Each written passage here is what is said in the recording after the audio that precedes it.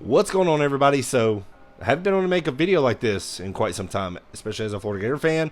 I'm not going to be mad, upset, want to throw some things or put a bag over my head, because the Florida Gators did exactly what they needed to do Saturday night against McNeese State. They destroyed them. Offensively, defensively, Florida Gators got the job done 49-7. The rushing stats just tell it like it is. The Florida Gators rushed 51 times, 327 yards for a 6.4 yard per carry average and 6 touchdowns. That's exactly what they needed to do. I said, get that run game going. Have that offensive line just dominate McNeese State. I watched their game last week against Tarleton State. I was like, listen, the Florida Gators should dominate. I don't care. Okay, the offensive line played poor against Utah. They're not going to play poor against McNeese State, but I think this is a big confidence boost for that Florida Gator offensive line. The running backs, ETN got some running room. Montreal Johnson was able to run over some guys. Trayon Webb was able to get in some carries. You know, so it was fun to see. It was fun to see the true freshman receivers, Aiden Mazzell, Eugene Wilson, Ricky Pearsall had over 100 yards receiving, had 1 touchdown. You know, I just wanted to see the Florida Gators be physical. That's all I wanted to see. I wanted to see it on the ground. You knew that game was over in the first quarter. So Florida Gators got the job done. They didn't embarrass me for once. You know, this is not a video where I'm always critiquing everything Florida did, and there's really not tonight. I think the Florida Gator coaching staff needed this game for their confidence, because the Florida Gators are not playing a team like McNeese State next week. They're playing Tennessee. Tennessee's coming into town, a top 10 ranked Tennessee Volunteer team. Joe Milton has talked some trash throughout the offseason, so I'm wondering if he's going to be saying any more throughout the week. But the Florida Gators better be ready, and I think their minds will be right. I just hope the game plan is there. Billy Napier brings a great game plan for the Tennessee game.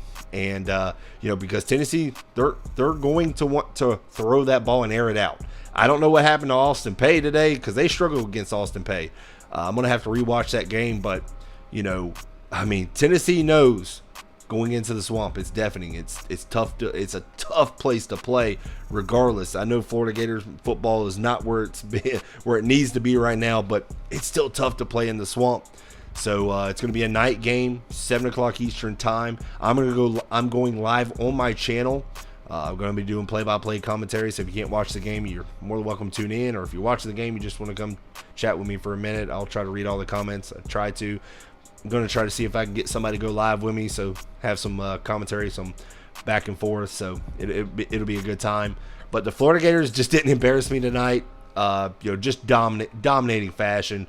You know, Graham Mertz really didn't need to throw the ball a whole lot. He threw 14 of 17 for 193 and the 1 touchdown to Pearsall. Max Brown got some throws in. Micah Leon got some throws in. I saw Jack Miller on the sideline. He's still out due to an injury. So, you know, it was great to see some other quarterbacks come in. That's really what I wanted to see.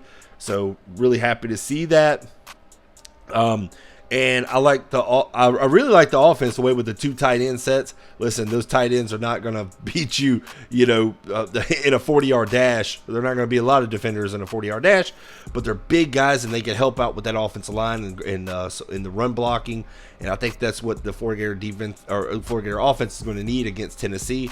Because you know, I'm wanting the Florida Gators to do exactly what they did tonight, is just run the ball, run it down their throats, and see what happens. You know, if you can run the ball effectively, that'll help out Graham Mertz, you know, play action, you know, get him into rhythm. So, you know, anything could happen next week. The Florida Gators are 1-1 in the win column. So that's great. That's a great thing.